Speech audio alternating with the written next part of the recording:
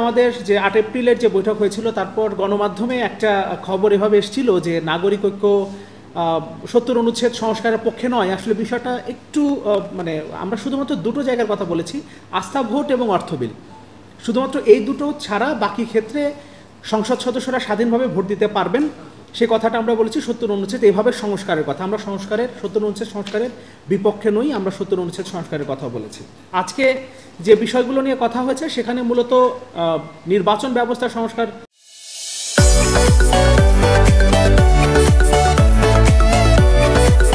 কমিশনের যে প্রস্তাবনা সেখানে দ্বিকক্ষবিষ্ট পার্লামেন্টের ক্ষেত্রে তাদের যে প্রস্তাব ছিল যে 50% মানে 100 জনের মধ্যে উচ্চকক্ষের 100 জনের মধ্যে 50% সিভিল সোসাইটি থেকে, রাজনৈতিক দলগুলোর ভেতর থেকে আসবে। আমরা এই জায়গাতে একমত হতে পারিনি। আমরা বলেছি যে পুরোটাই আসলে যেহেতু এটা রাজনৈতিক মনোনয়ন থেকেই আসবে, ফলে আলাদা করে 50% সিভিল সোসাইটির জন্য বরাদ্দ করলে যেটা হবে যে বাংলাদেশ একটা স্ট্রং সিভিল সোসাইটি হারাবে। তখন সিভিল সোসাইটির সদস্যরাও চিন্তা করবেন যে কোনো একটা রাজনৈতিক দলের সাথে সম্পৃক্ত থাকলে পরবর্তীতে নির্বাচনের পর আপার হাউসে যাওয়া যাবে, কারণ মনোনয়নটা আলটিমেটলি ওই সিভিল সোসাইটির মনোনয়নটাও রাজনৈতিক দলগুলো থেকেই আসবে। এ কারণে আমরা বাংলাদেশে একটা স্ট্রং সিভিল সোসাইটি যারা আসলে নিরপেক্ষভাবে কাজ করবেন সেটা চাই। এই কারণে আমরা মানে সিভিল সোসাইটির মনোনয়ন রাজনৈতিক দল দেবে, এই জায়গাতে আমরা একমত হতে পারিনি। এরকম আরও বেশ কিছু জায়গা রয়েছে, যেমন আপার হাউসে 105 জন থাকবেন, 100 জনের পরে বাকি 5 জনকে মনোনয়ন দিবেন রাষ্ট্রপতি, তিনি মনোনীত করবেন, সেই সুযোগটা রাখার পক্ষে আমরা নই। এরকম আরও বেশ কিছু জায়গা নিয়ে আসলে আমাদের মধ্যে আলোচনা হয়েছে।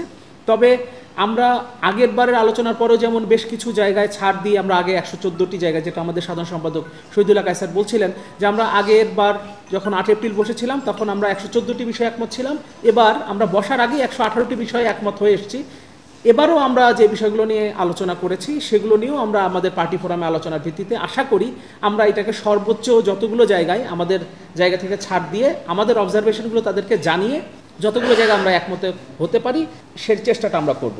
আরেকটা গুরুত্বপূর্ণ জায়গা ছিল, সেটা হলো সংবিধান সংস্কার কমিশনের প্রস্তাব হলো 1% মানে প্রপোর্শনাল রিপ্রেজেন্টেশনে যেহেতু আপার হাউস হবে, সেই হিসাবে নির্বাচন সংস্কার কমিশন বলছে যে 3% কমপক্ষে কোনো একটা দলকে পেতে হবে। সেক্ষেত্রেই তিনি ওই প্রপোর্শনাল রিপ্রেজেন্টেশনে 3%-এ 3 জন প্রতিনিধি আপার হাউসে পাবেন।